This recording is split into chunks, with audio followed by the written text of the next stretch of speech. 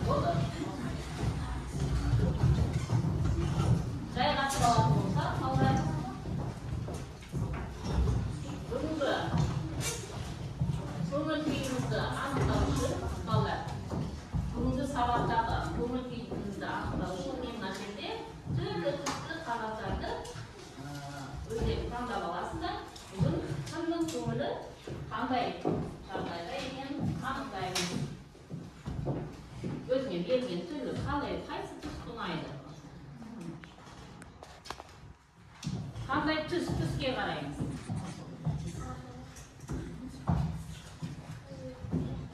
Түсті. Қалаған түстерді алыңыздар. Бұл түспенен қазір біз сабаққа қандай көңіл күймен келдік, соны анықтайды екенбіз, түрлі түстерді алыңыздар.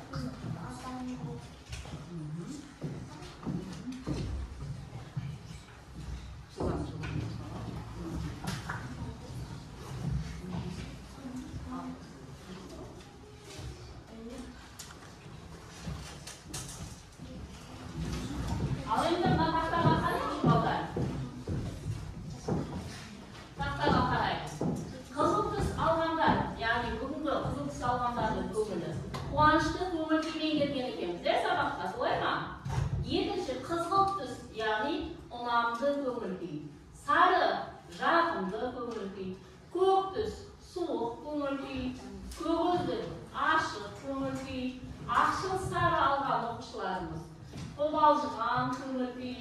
Жасыл көтеріңкі көңіл күй. Ақшыл жасыл алаңдаушы көңіл күй. Ақ анықталмаған көңіл күй, сары қызыл, тамаша көңіл күймен келген екен. Міне қобалжыған оқушылар қобалжымай сабаққа белсенді не істейміз? Қатысады екенбіз. Жақсы. Топқа бөлініп алдық, көңіл күйімізді анықтап алдық. Енді қарай үйге берген тапсырмаға, сұрақтарға жауап айтады екенбіз. Менен сұрақ, сендерден жауап. Бірінші сұрақ, қолыңызды көтеріп жауап беріңіз. Бірінші сұрақ. Тракцияларды сипаттайтын және топ бойынша бөлетін биология бөлімі. Систематика. Өте тамаша. Келесі, систематиканың негізін салған ғалым Маржан. Карлини. Өте тамаша. Ең ірі жүйелік категория, ең ірі. Жеңісхан? Патшал. Өте тамаша. Прокариот ағзаға. Жасылма? Бактерия. Бактерия. Жақсы. Прокариоттың басты ерекшелігі. Ядросы жоқ. Өте тамаша. Ядросы толық жетілмеген ағзалар дейміз, тамаша. Одан кейін ядросы жетілген ағзалар не деп аталынады? Айта ғой. Дұрыс, яғни ядросы толық жетілген ағзалар, олар саңырауқұлақтар.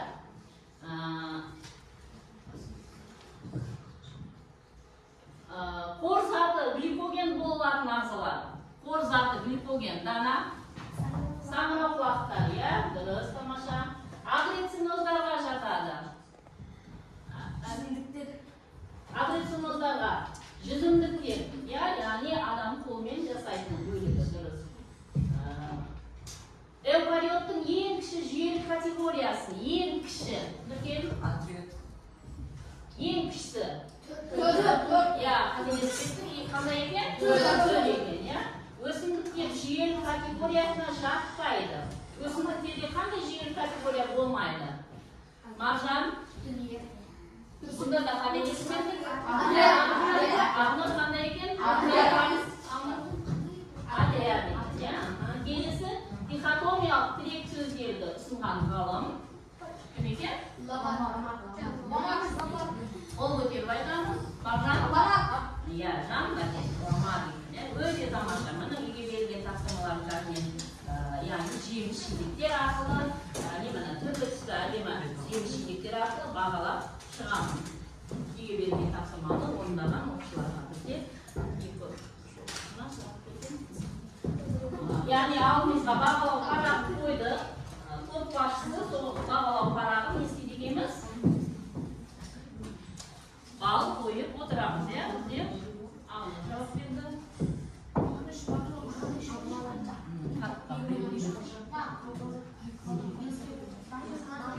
Kim başlandı?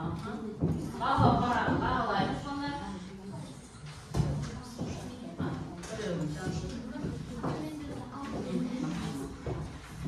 mana balda bir topshirmasini inspeksiya bo'ladi bo'lsa, endi aqlay jamoat saboqqa qo'shamiz.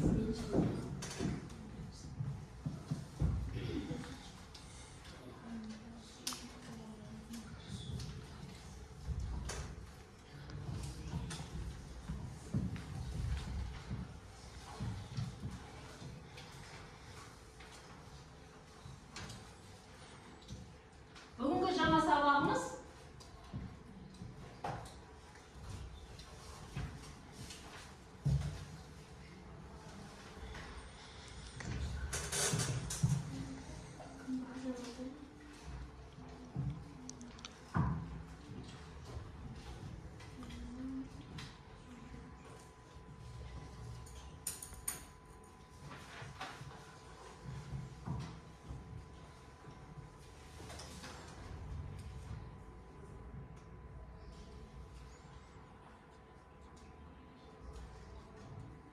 bugungi jama sabog'imiz Jasuşanın qurilishi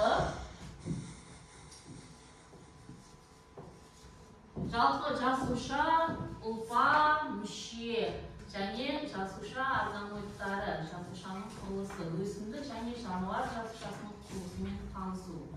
Жалпы біздің бүгінгі сабақтағы мақсатымыз, қол жеткізетін мақсатымыз, жасушалар қандай органоидтарда тұратынын, органоидтар қандай міндетті атқаратынын білуіміз қажет екен. Біздің бүгінгі мақсатымыз жалпы органоидтарды ажырата білу. Өсімдік және жануар органоидтарын ажырату. Ал енді қарайтын болсақ, жалпы бастарында сендер түрлі аттарды киіп отырсыңдар, иә балалар, иә? Мына сол аттар, ол қандай аттар? Біз осы жазылған аттармен бүгінгі сабақта танысамыз. Жалпы жасушаны зерттейтін ғылым, бүгін рөлді ойын ойнаймыз, балалар.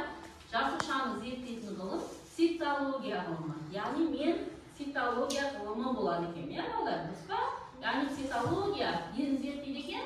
Жасушаны зерттейді екен. Яғни барлығымыз жасуша органоидтары боламыз. Яғни жасуша органоидтары кім? Жасуша органоидтары. Жасуша қабықшасынан негізгі органоидтары, жасуша ядросынан барған және жасушаның ең негізгі бөлігі цитоплазмадан тұрады екен. Мына алдарыңызда тұрған өсімдік жасушасы, ал келесі қандай екен? Жануар жасушасы. Бұл екеуінің тіршілігі екі түрлі болғандықтан органоидтарының құрылысы да екі түрлі болады, айырмашылықтары болады. Олардың органоидтарының қызметі де екен, айырмашылықтар қызметінде де айырмашылықтар болады екен. Ары қарай біз осы тақырыпты толығырақ танысу үшін кішкене бейнеролик көріп алайық. Сол бейнебаяннан біз ары қарай тағы да сабағымызды жалғастырамыз.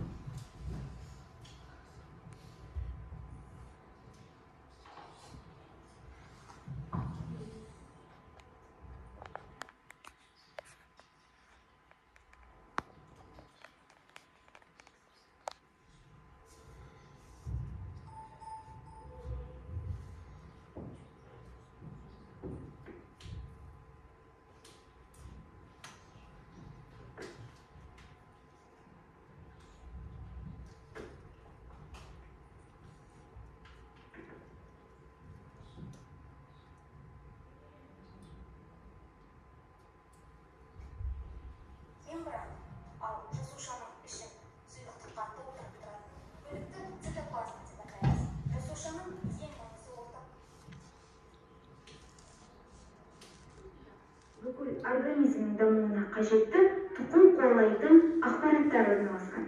Онымен қоса микроскоппен ғана көруге болатын ұсақ бөлшектерден тұрады. Алғаш рет бұл бөлшектерді 1665 жылы Роберт Кук өзі жасап шығарған микроскоп арқылы көрген. Бұл ағаш қабығының қимасын микроскоппен қарағанда барлық бөліктердің жекеленген ойыншықтардан тұратындығын байқап, оларға жасуша деген ат берген. Жасуша тіршіліктің құрылымдық қызметтік бірлігі, яғни барлық организм жасушадан тұрады.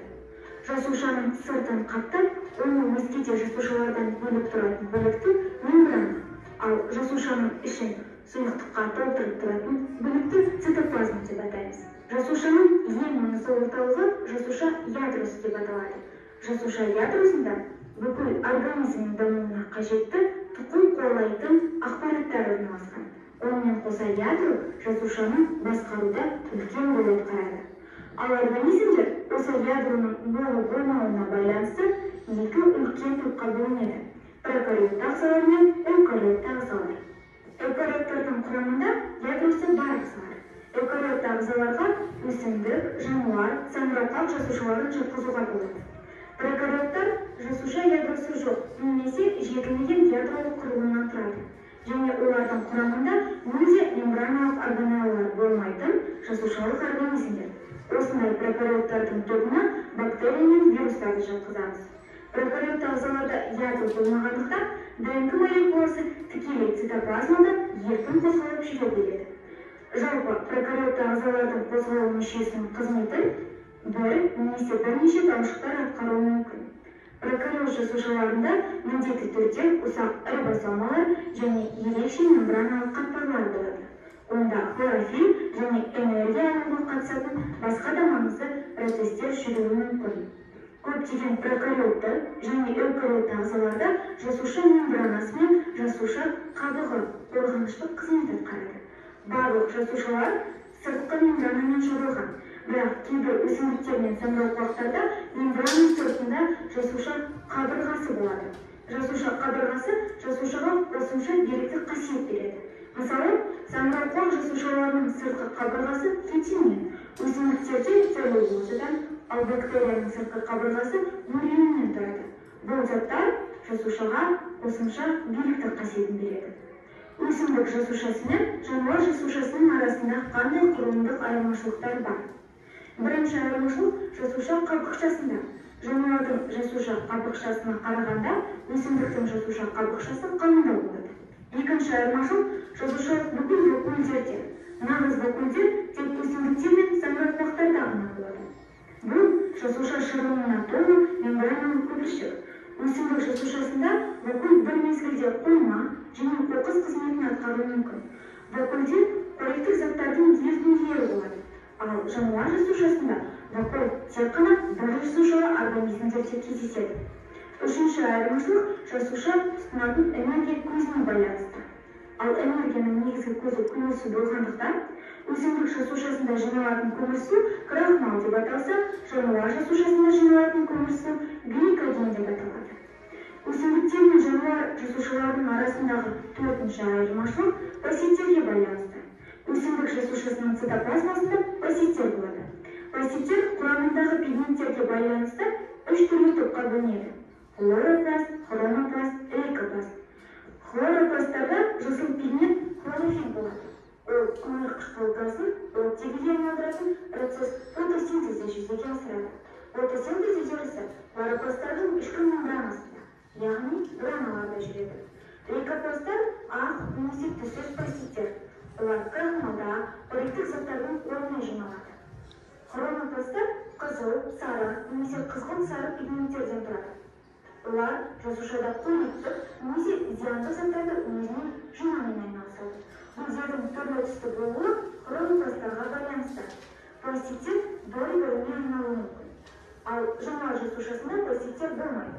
Себебі жасушалар дайын органикалық заттармен қоректенеді. Микроскоппен ғана көруге болатын ұсақ бөлшектер. Мына балдар, яғни біз қазір өзімді және жануар жасушасының құрылысымен таныстырдық, және олардың айырмашылығын айтамыз. Жалпы ең бірінші сыртқы қабықша бұл екі азаматқа да тән, екі өсімдік ағзаға да тән жануарға да өсімдікте де жасушасының сыртқы қабықшасы болады. Және цитоплазма, яғни бұл осы біз отырған органоидтар мысалға солардың орналасқан жері, қоймасының сұйықтық. Бұл да өсімдікте жануарда жасушасында болады. Және ең негізгі қызметін атқаратын ядро. Ядрода бұл өсімдікте жануарда жасушасында болады. Және бұл үш органоидты жасушаның ең негізгі органоидтары болады. Жасушаны ең алғаш жалпы микроскопты әкелі балалы Янсендерлер ойлап тапқан. Осы микроскоптың көмегімен мынау өсімдіктің ең жұқа қабықшасын алып, яғни Роберт Гук ең алғаш 1668 жылы жасушаны жарыққа шығарған ғалым екен. Кім екен? Роберт Гук. Микроскопты кім ашқан екен? Янсендерлер, балалы Янсендерлер екен. Ал енді жалпы қызметіне келетін болса, барлық органоидтар өздерінің жеке несінің қызметін атқарады. Мысалға қабықша сыртқы қолайсыз жағдайлардан жасушаны қорғайды. Митохондрия жануарларда көп кездеседі, яғни олар энергия беретін органоид. Гольжи жиынтығы, бұл Гольжи есімімен аталынған, бұл ағзадағы заттарды сыртқа шығару қызметін атқарады. Рибосома синтездейді, лизосома ыдыратады. Ал енді тек қана өсімдіктерде кездесетін бұлар пластиктер. Пластиктер өсімдіктерге жасыл түс береді бірге, бұны таныспыз. Яғни өсімдіктердің жасыл болуы қандай органоидқа байланысты екен? Пластиктерге байланысты екен, пластиктерге байланысты. Ал енді осы түсіндірілген жаңағы видео роликтерді байланыстыра отырып, біз қазір топтық жұмыс орындаймыз. Топтық жұмыста бірінші, яғни мүше тобы өсімдік жасушасының органоидтарын анықтайды. Одан кейінгі ұлпа тобы жануар жасушасының органоидтарын анықтайды. Және жасуша тобы осы өсімдік пен жануар жасушасының вен диаграммасын құрастырады. Бұл бізде топпен жасалатын жұмыс.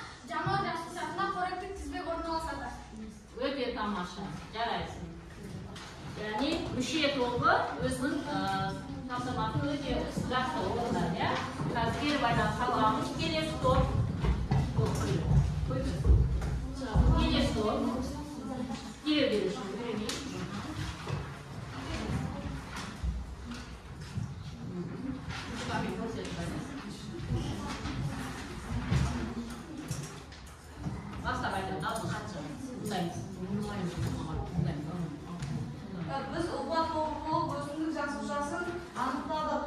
Өсімдік жасушасында цитоплазма, жасуша қалқышасы, вакуул, ядро, эндоплазма, хлоропласт, пластиктер бар екенін білдік.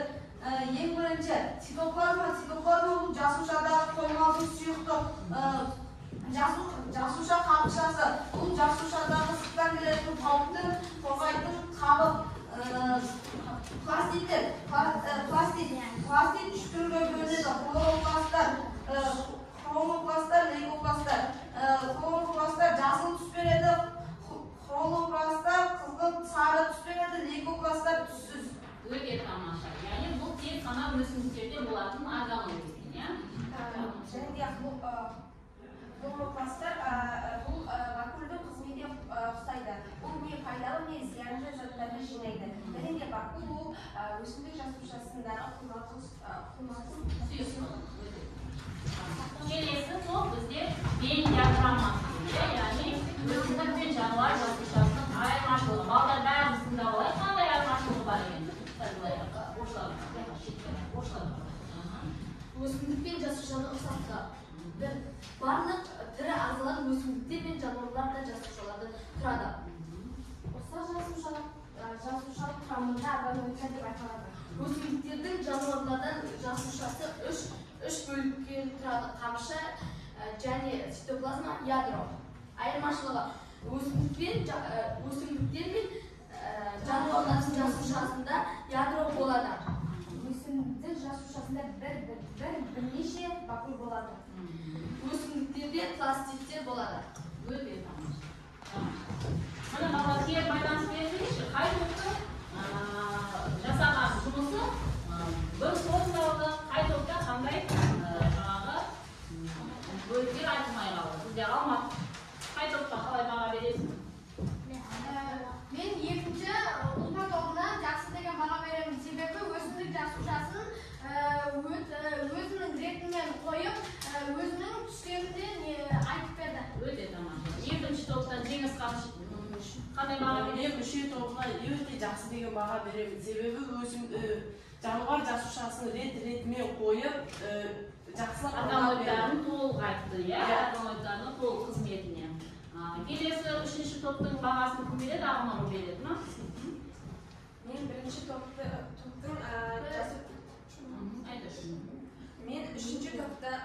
жасуша тобына өте жақсы баға береді. Себебі олар өсімдіктер мен жануар жасушасының айырмашылығы мен ұқсастығына толық жауап берді. Өте тамаша. Яғни ең тәртібіндегі ең жақсы деген, яғни жеңістермен бұл топтарға балл беріп отырамын. Алдар бағалау шкаласына толтырып отырмыз. Келесі жұптық жұмыс, яғни бізде жұп-жұппен жұмыс жасаймыз. Кім жылдам жауап берсе, қолын көтеріп жауап бере береміз, егер орындап болса. Жұппен екеуі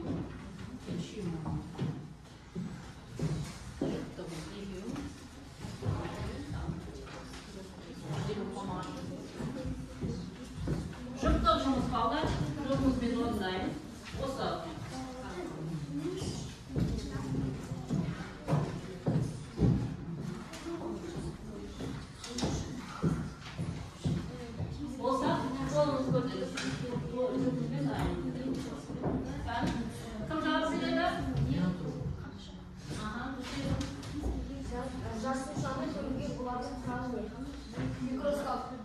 микроскоп өте тамаша. Отырамыз. Келесі Жасушаның көбеюге қатысатын бөлігіне ядро. Ядро екен. Өте тамаша. Келесі Бақжан тобымыз дайынбыз ба, Бақжан? Келесі мен алғаш рет өсімдік қабығын майда ұяттарды көріп, оны жасуша деп атадым. Менің аты жөнім және ол қашан болды. 1655 жылы Роберт Кук. Қымаш деген айда ма? Роберт Кук. Мың қанша? 665 жылы. Және тағы кім жүпмен дайын сұрақтарға? Нұркен, дайынбыз ба? Айтамыз. Бақжан. Мен алғаш рет өсімдік қабығын майда ұяшықтарды көріп, оны жасуша деп атадым. Менің аты жөнім кім және бұл қашан болды? Cevabı 1665 жылы Роберт Бук. 1665 жылы Роберт Бук жасаған. Келесі. Кім қалды? Нұркен айтамыз. Жасушаның көбеюіне қатысатын бөлігіне ол ядро. Жасушаның көбеюіне қатысатын амалы не екен? Ядро. Келесі. Айтамыз. Kez kelgan tiri a'zoning tishliq belgilarini saqlaydigan eng kichik qurg'unda bo'lingan jasusha. Жасуша ең кіші құрылымдық бірлігі бұл жасуша екен. Яғни бүгінгі сабағымызда ары қарай жеке жұмыс жасаймыз. Яғни осы бүгінгі өткен тақырып бойынша балдар термин сөздерге, кілт сөздерді дәптерімізге жазамыз. Бүгінгі сабақтағы кілт сөздерді дәптерімізге жазамыз. Яғни бізде бүгін жаңа сөздер цитология, бұл не істелеген? Жасушаны зерттеудің ғылымы. Жазамыз бүгінгі кілт сөздерді.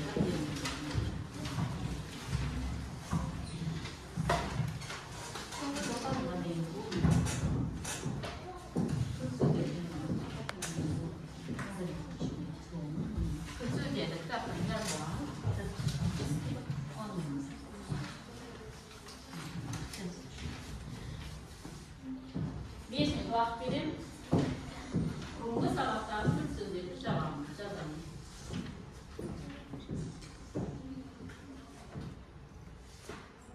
Жеке жұмыс жасаймыз.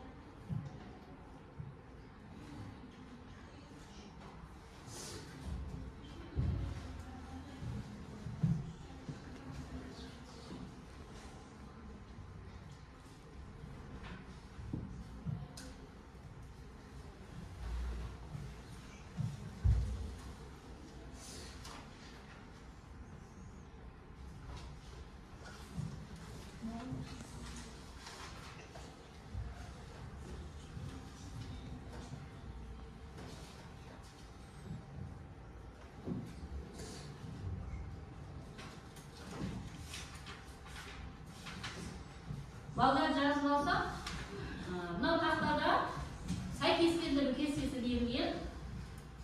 Жылдан топ бойынша сәйкестендіріп, қол көтеріп айтам екенсіздер. Топпен дәптерлермен сәйкестендіріп жазамыз. Сәйкестендіру кестесін. Яғни орындап болған топ белгі береміз.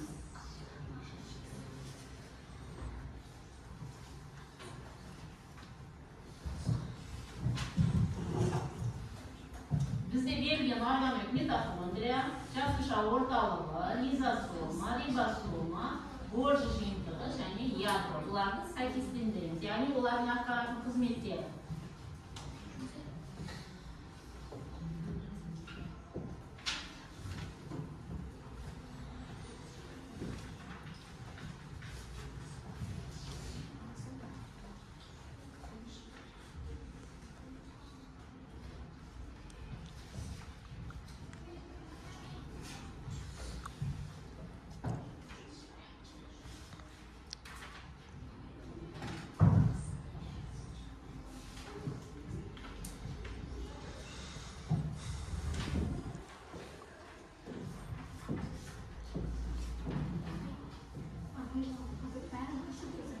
Yok cevabını мысалға бірге амасы ма, дыма, ема сәйкестендіреміз. Кесілген болса, не кетті, неден сұрақ. Кәні орындаймыз.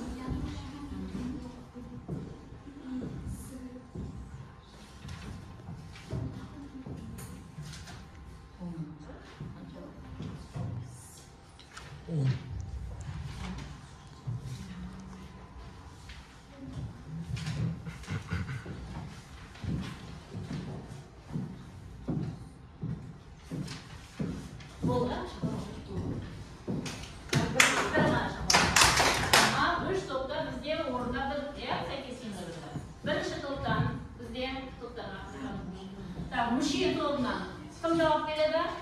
Maqjan. Aha. Ya, qaysini aytamiz? Yadro. Yadro qanday xizmat qiladi? Tuxum quvvatlaydigan axborot saqlaydi. Axborotni saqlaydi. Durust bolalar? Durust. Kelesini kim javob beradi? Ikkinchi to'rtdan qo'lga beramiz. Jenshan. Mitoxondriya. Energiya tuzadi. O'ta tomosha. Kelesi Almar. Lizosomani tuzadi. Lizosomani tuzadi. Ya, o'ta tomosha. Kelesi. Avlod.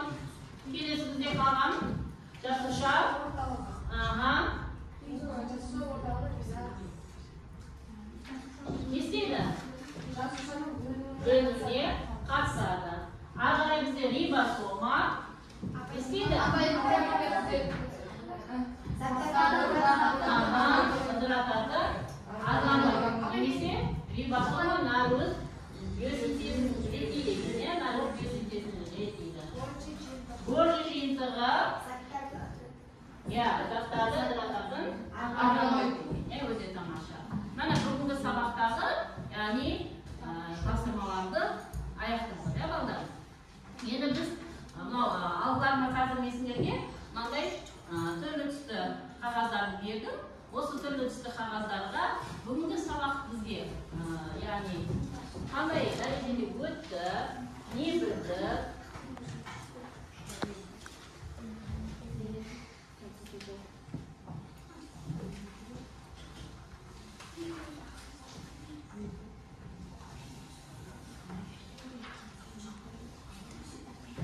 refleksiya qiynaymi bizga ballar. Bugungi saboqqa keri baylamiz beramiz. Ba'zi ma'lum yozib. Men alma qo'yib ketdingizmi?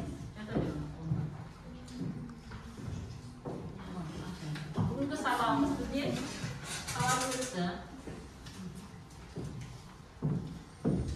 Ya'ni to'p boshqalari bizga bag'alaydi, bag'ani hisoblab qo'yinglar.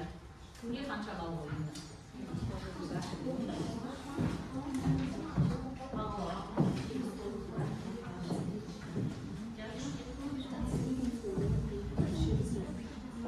Bugungi saboqda ma'an chamal bo'ldi. Bugungi saboq basti o'yin qanday bo'ldi? Ya'ni so'ylanmay yaxtab yozamiz. Mening usulum qanday usul berasizlar?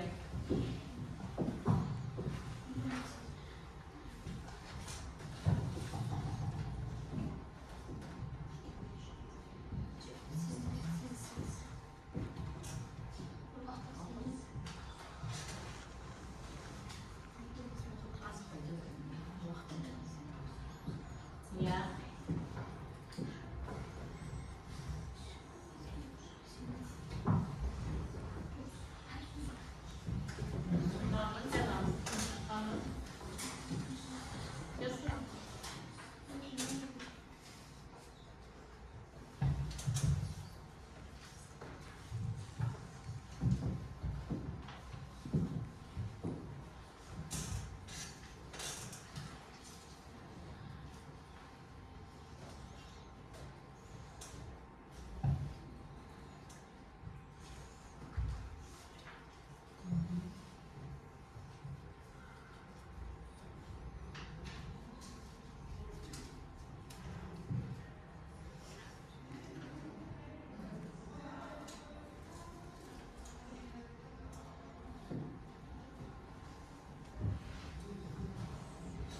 Yaz bo'lsa qolar.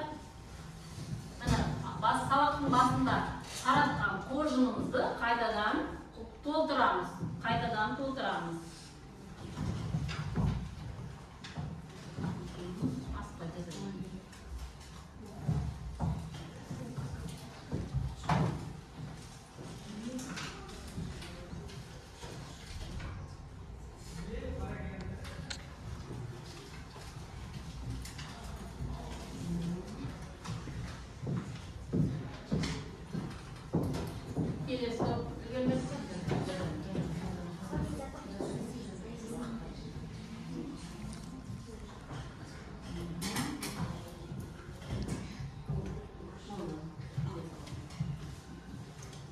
Ал енді балдар осыны бір екеуін талдап көріп жіберейік, иә, бізге. Дана, бүгінгі сабақтан қандай әсер алдың? Нені білдің? Жануарлардың жүйесін, бақылау туралы әртүрлі қызықты жаңалықтарды. Иә, жаңа термин сөздермен таныстық, иә? Айдана сен? Бүгінгі сабақта мен жануарлар мен өсімдіктердің жасушасын және де қосымша ақпараттармен таныстым. Өте тамаша. Бағжан, қандай мәліметті білдік бүгінгі сабақта біз? Мен бүгін адамдар мен жануарлардың